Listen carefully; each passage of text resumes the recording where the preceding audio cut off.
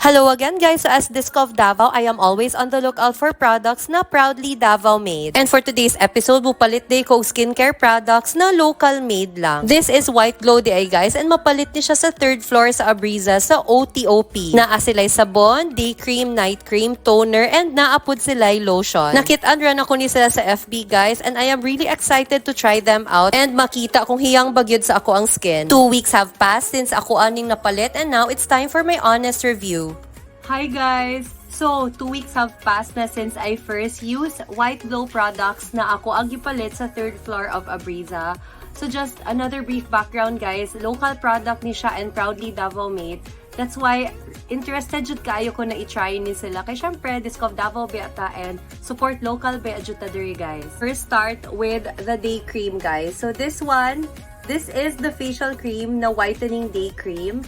And so far, so good, guys. Ganan kay ko ani. I put this one before I put on sunscreen, when I put on, before I put on powder, before kumaan to work. And ma-feel good ako na hydrated ang face the whole day thanks to this one. Next na put is this combination. So, the facial toner and also the night cream from White Glow. So, kaning duha guys, ginagamit na ko niya siya before ko matulog. I use this one after ko maligo guys. And it removes all the dirt and gunk from my face. So, sa face and sa neck na ko niya siya ginagamit. And grabe guys, you cannot imagine the amount of dirt na ihang makuha. As in, itum kayo ang cotton pads after na ko niya siya gamiton. This one guys, kay when I use this one, ma-feel na ko the next day when I wake up, hydrated and moisturized kayo ang face. So, ganahan kay kung wake up na ingana ang feeling.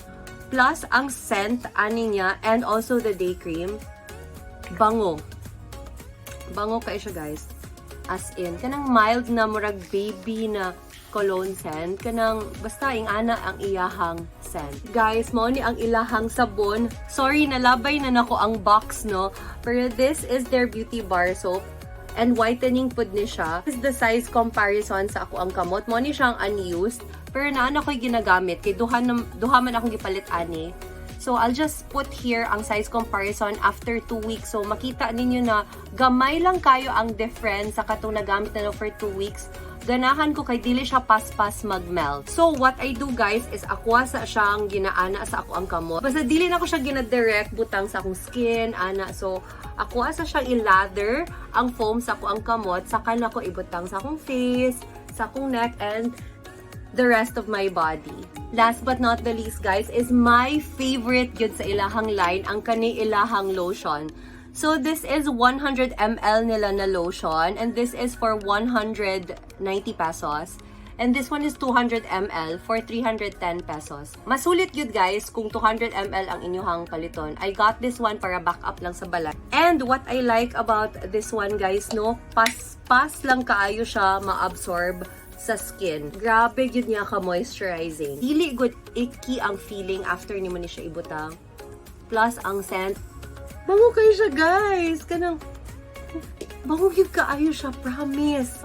Mild lang. Yung halang dili good makalipong ang bango. So, yes, I really like this one. For the soap and for the lotion, whitening ni sila. I did notice na kaning scar na ko rin, naglighten siya.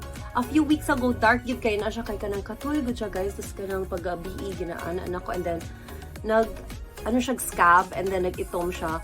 Pero karon naglighten siya after I started using these two sa ako ang lawas. So I guess it's safe to say na yes, nagapa-whiten yun siya sa skin. White Glow is definitely worth trying out. Plus, FDA approved sila guys.